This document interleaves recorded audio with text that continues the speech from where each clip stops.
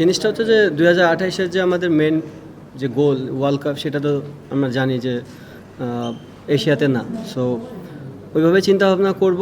আর definitely যেহেতু আমাদের একটা বন্ডিং হয়েছিল খুবই ভালো, লাস্ট ওয়ার্ল্ড কাপের প্রিপারেশনটাও খুব ভালো ছিল, তো চেষ্টা করব ওখান থেকে যেন এই টিমটাকে ভালো করে ধরে রাখা যায়। দেখেন, বলারদের ক্ষেত্রে জিনিসটা খুবই ইজি যে রোটেট করে খেলানো। আর আপনারাও জানেন যে দুজন নেই, তারা বাংলাদেশের জন্য বিগ অ্যাসেট। তো আমি চাই না যে তারা কন্টিনিউ ক্রিকেট খেলে ইনজুরি হয়ে ফিনিশ হয়ে যাক, কারণ সামনে জানেন আমাদের ওয়ানডে ফর্মেটে অনেক গেম আছে, টেস্টও আছে। তো এদিক দিয়ে চিন্তা করে আমরা কিছু কিছু জিনিসের চেঞ্জ করা শুরু করেছি।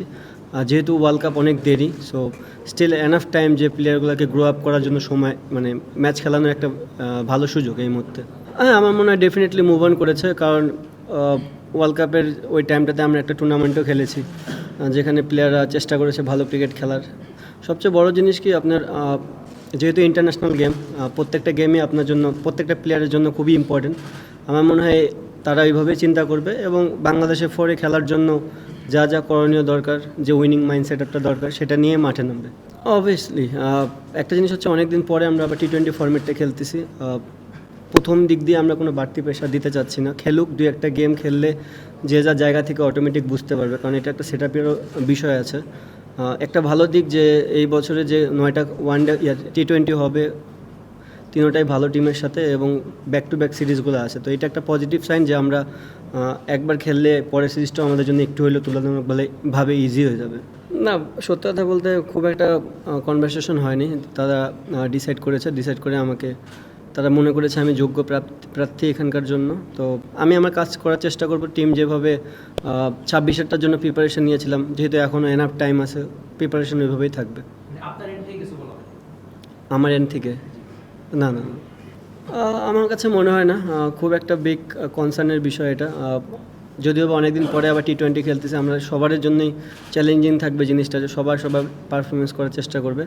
আমার মনে হয় কয়েকটা গেম খেললে আবার এই জিনিসটা ওভারকাম হয়ে যাবে।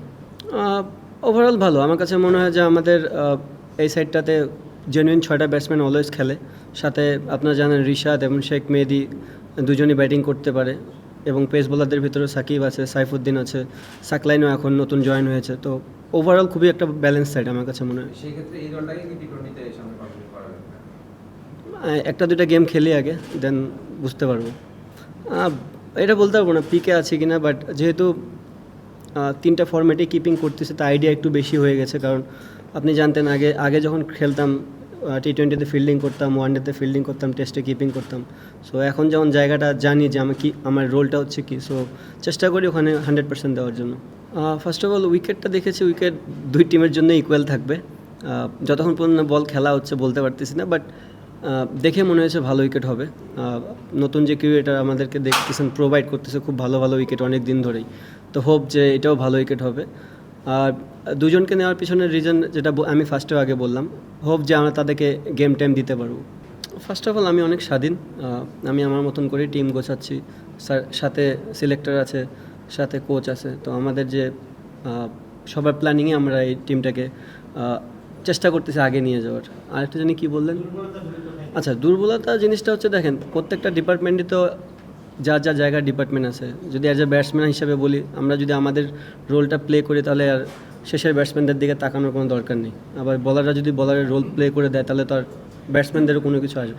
বাট জিনিসটা হচ্ছে যে অ্যাট দ্য সেম টাইম টি-20 ফর্মেটে আপনি জানেন যে অ্যাটাকিং ক্রিকেট খেলতে হবে, এবং অ্যাটাকিং ক্রিকেট খেলতে গেলে আপনার 2-1টা উইকেট আর্লি পড়বেই। সো আমাদের যে মেইন কনসার্নের জায়গা, যে আমাদের যে বিশেষ করে রোল, শেখ মেহেদী, নাসুম, রিশাদ যারা স্পিন বল করে, তাদের কাছ থেকে আমরা একটু ব্যাটিং আশা করি। সাথে আমাদের যে অলরাউন্ডারগুলো আছে, তারা বলিং সাথে যদি আমাদেরকে ব্যাটিং দিতে পারে, তাহলে একটা হেলদি একটা ব্যাটিং অর্ডার তৈরি হয়। আর আপনি দেখবেন যে বড় বড় টিমগুলোতে সবগুলারই ডেপথ অনেক বড়, 9 নম্বর পর্যন্ত ব্যাটিং পারে। তো ওই ডেপথটা যদি আমরা তৈরি করতে পারি, তাহলে মনে হয় আমাদের ব্যাটসম্যানরা উপর থেকে আরও ফ্রিলি গেম খেলতে পারবে। না, ব্যাটিং ওয়াইজ একটা ভালো জিনিস যে লাস্ট 2টা সিরিজে হয়তো বড় বড় রান হয়নি, বাট অনেকক্ষণই উইকেটে সময় কাটাতে পেরেছি। তো এটা একটা ভালো জিনিস, যেহেতু ফরম্যাটটাই ডিফারেন্ট। আপনি এখানে যত সময় কাটাবেন, আপনার কাছ থেকে রান আসবেই। ডিফারেন্ট ফরম্যাট, চেষ্টা করবো যে ওই ধারাবাহিকতা ধরে রাখার জন্য, but at the same time আপনাকে অ্যাটাকিং মাইন্ড সেটআপে যেতে হবে। এবং অ্যাটাকিং মাইন্ড সেটআপে গেলে সামটাইমস আপনি ফেলিয়ার হবেন। সো T20 ফরম্যাটে এই জিনিসটা অ্যাকসেপ্ট করে নেওয়াটাই নর্মাল, যে আপনি ফেলিয়ার হবেন সাকসেস হবেন এইভাবেই যাবে। হ্যাঁ, বাট আপনি যদি দেখেন ওভারঅল এই আমার টিমে মানে বিশেষ করে T20 ফরম্যাটে যে 5 জন আমরা ট্যালেন্ডারকে ধরতেছি, 5 পেস বলারের ভেতর 3 জনই খুবই ভালো ব্যাটিং পারে, এক্সেপ্ট আমি যদি শরীফুল অ্যান্ড রিপন মণ্ডলকে দেখি তাহলে হয়তো বা তারা খুব একটা ভালো ব্যাটসম্যান না, বাট টুকটাক 5-6 রান করে দিতে পারবে। অবভিয়াসলি যে টিমটা আমরা তৈরি করার চেষ্টা করতেছি তারা যদি তাদের মতন করে পারফরমেন্স করতে পারে তাহলে এই প্রবলেমটা থাকবে না। না দেখেন, ফরম্যাট তো ডিফারেন্ট, আমি আগেও বললাম ফরম্যাট অনুযায়ী মানুষ মাইন্ডসেট আপ চেঞ্জ করে। টেস্ট যখন খেলি তখন 6 ব্যাটিং করি, সেটা ডিফারেন্ট ফরম্যাট। ওয়ানডেতে এখন আমাদের টিম থেকে একটা ডিফারেন্ট রোল দিয়েছে, সো আমি চেষ্টা করেছি আমার রোল। আর ওয়ানডে T20 ফরম্যাট তো আমি জানি আমার রোলটা কী, সো খুব একটা সমস্যা হবে না। মুস্তাফিজের রোল টিমে লিড দিবে তার বোলিং আপনি কার উপর বেশি খুশি আছেন? ওভারঅল আমার সবগুলো বলারই খুবই ভালো। যদি দেখেন, হ্যাঁ মুস্তাফিজই, তার জায়গায় গ্যাপ পূরণ করাটা খুবই difficult. But at the same time আপনাকে এটা মনে রাখতে হবে যে যেদিন মুস্তাফিজ খেলবে না, সামহাও কোনো কারণে ইনজুর্ড হয়ে গেলে কোনো না কোনো প্লেয়ারকে তো খেলতে হবে। সো ওই চেষ্টাটা করেই আমরা কিন্তু এই টিমটা তৈরি করার চেষ্টা করতেছি।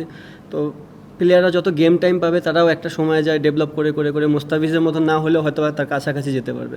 ডেফিনেটলি চেষ্টা করবে ম্যানেজমেন্ট সাইড থেকে যে এরকম ব্যাটসম্যানদের জন্য যেন এরকম কিছু থাকে, ফিল্ডারদের জন্যও থাকে।